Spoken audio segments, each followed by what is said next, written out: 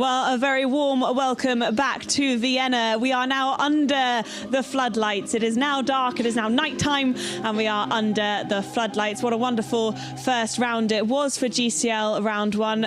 Although just a little bit of news coming from round one that unfortunately Yali Cass was eliminated post-round, which means that Rome Gladiators have been eliminated as a team and they will not come forward to round two. That is the same with Saint-Tropez Pirates after Duarte fell off. So two teams will not come forward into GCL round two. That means just 15 teams will be starting.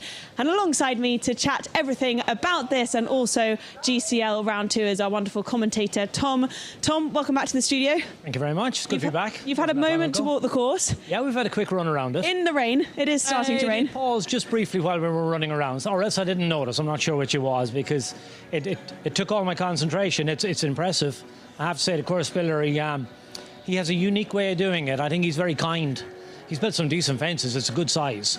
But the options are very subtle. The questions are there. The fences are big. It's square. The opportunities to turn up and go really tight. You're very brave to take some of the options he's put out there, I think. So I expect to see riders get a good rhythm and, let their horses travel and then be brave that way. Can I put you on the spot slightly and tell me if it's awful? But do you think there's any particular part of the course that we'll see a few more fences coming down? Because they were quite spread out in the last round. They were sort of 5 and 6 came down quite a lot. Number 9 came down quite a lot. A bit of the triple. They were kind of smattered everywhere. Yeah, they were all over the place. And I think that's a sign of a very good course builder. That's the subtlety of the art of course building, and he nailed it in the first competition. I haven't walked anything that particularly stood out and said, "Whoa, that's scary." I think, again, it's that cumulative efforts all the time and then how brave you want to be and if you want to take a chance. I can't see anything out there particularly that's actually, as I said, I think, oh, yeah, that's the one you really have to be careful. But look, you have to jump every fence, and that's the essence of the sport. The first fence is the same score as the last one, and you just keep your concentration, keep your horse's concentration, keep his motivation or hers, and keep your horse connected. And, there's a little bit of a slope on the arena. When you went back out to walk it the second time, it's a little bit of a drift down the hill here. So coming down to the double here at the end is going to be tricky. And I think you'll see one or two horses have the last fence down, just because a little bit of fatigue and concentration. We always say horses for courses as well. In terms of this arena, in terms of this course, what sort of horse suits this best? Because we really do have such a variety of ones that are quite small and athletic and can ping versus others that are a little slower, quite big, but have a lot of scope. But isn't that the beauty of our sport, both for athletes, for horses, human and equine? There's no set pattern here to what's actually going to be successful. We've got tall riders, we've got short riders. The guys and the girls, we're the only sport to compete on a level playing field, men and women together. And as I said, there's no template outside that says you have to be this, that or the other. Our sport has brought superstars, different temperaments, different approaches, different ways of going, different size. So there's no set template. You need a bloody good horse. That's the reality. You need to be an accurate rider, but you need a really clever. I think you need an intelligent horse when you're jumping in these type of environment. When you go into the arena, you really notice how bright it is. Yeah. And then, I think, as I said, the arena's not huge, but the course builder has been very good where he's put the fences. But your horse has to be very clever. Some of the turnbacks, the fence isn't in the most obvious place. So you actually have to come back a little bit on yourself to find the jump you're looking for. It'll be interesting to see some of the less experienced horses if they find that a bit challenging. Yeah. So as opposed to it being sort of on a nice sweeping bend, you come around the corner, the fence is there. It's not. It's actually a little bit more around the corner. So that'll be interesting. It's a subtle touch that he's done a few places, and we'll see what kind of effect that has. And of course, round one sets the tone for round two. We go into GCL round two, and anything can change. Who do you think, which team do you think could end up on top of the podium here today? When you see... You said Shanghai Swans at the beginning. Yeah, when you see them coming out and they're bringing out Point Break. Yes. You got to say, well, hang on a second, they're here. They're here almost for the unfair. Win. Yeah, like so, when you see Ben pulling out Point Break, he gave us a hint earlier on. The tactics are very interesting. The last team is coming in and bringing in 2 new horses.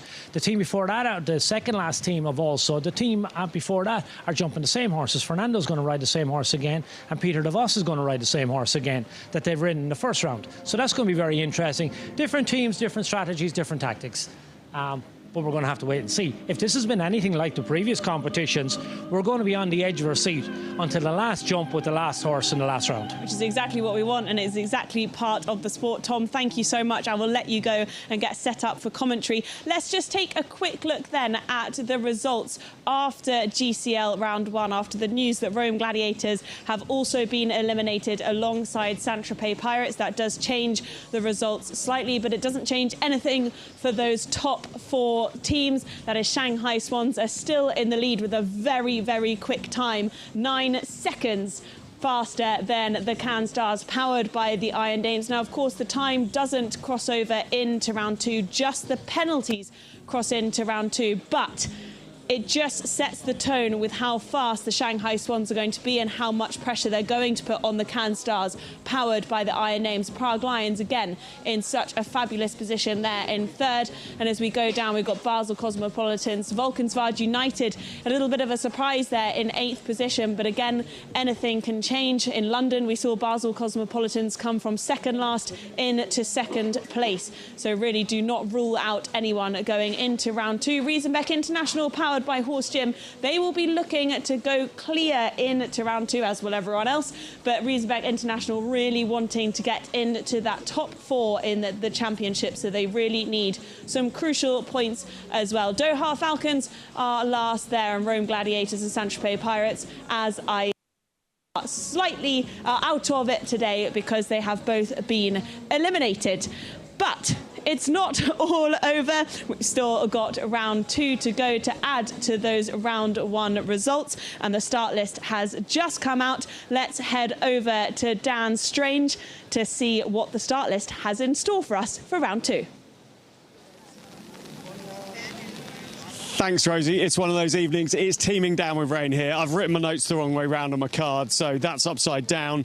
Paris Panthers, the lowest team in the league, and Valkenswaard United, the highest team in the league, are unchanged. The only 2 to be unchanged. Doha Falcons, well, Bassem Mohammed has a horse change. Rocket Man comes in for round 2. Jane Richards comes in for the Stockholm Hearts on Molly Malone. She went double clear in Monaco. Malenby Johnson switches to Hennessy for the team that won in New York. For Mexico Amigos, one change. They changed both horses, excuse me. Istanbul Warriors, interestingly, Henrik von Eckermann does not come in. So Hassan Senturk rides No Comment Decepton. They rode individually in Riesenbeck and had 8 faults there. So an interesting one for Istanbul Warriors. Of course, they won in Riesenbeck. Scandinavian Vikings, Joe Vreeling comes in on Killerman Sit, who's in great form.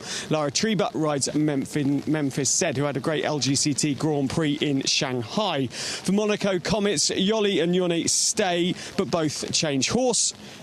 New York Empire, Bertram Allen and Scott Brash remain in round 2, but they switch to Conquest de Rigo and Hello Jefferson. Of course, Scott Brash has so much horsepower for New York Empire. Cannes Stars, well, they give a chance. This is interesting to youngster Anastasia Nielsen and Dark Chocolate, showing the belief in their youngster for the Cannes Stars, as Katrin Eckermann remains as well. She changes horse, though.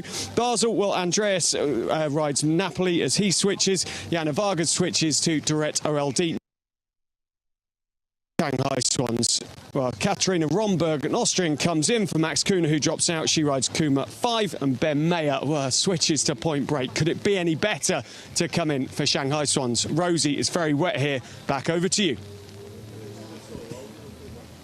Yeah, I'm glad you've got an umbrella out there, Dan, and I'm very pleased for us to be undercover here in the studio because the rain has started coming down quite heavily here in Vienna, but it's not going to dampen our spirits. We've still got a wonderful round 2 to come. Dan, I will let you go off and find hopefully some course reactions for us. As Tom said, there are going to be lots of faults probably all around the course. A very clever course builder today. Let's just take a look then at the virtual rankings after round 1. Now, the virtual rankings, if I just explain this very quickly, is that after round 1, if there wasn't a round 2, if we weren't jumping again, this is what the championship standings would now look like. This is the overall championship standings. If we only had round 1, Cannes Stars, powered by the Iron Dames, would be back on top spot, back where they like to be. I would mention, as we know, that they won the championship last year. They'll be wanting, as we get further into the season, to remain on that top spot. Valkenswaard United would drop down 1 spot into 2nd place.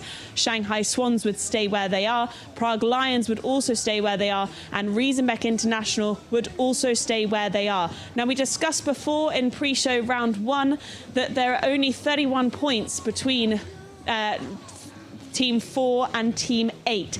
That is getting closer and closer. If you are in midfield as a team, you have everything to play for. And I think what really struck me today, and everyone, but particularly in New York and here as well in Vienna, is that the teams are really hotting up. The teams, particularly in midfield, they want to be in the top 4. And the reason they want to be in the top 4 is because when we get to the GCL Super Cup in Prague, if you're in the top 4, you do not have to jump the quarterfinals. That's an entire round that you don't have to jump, which is such a bonus when you're going to the GCL Super Cup.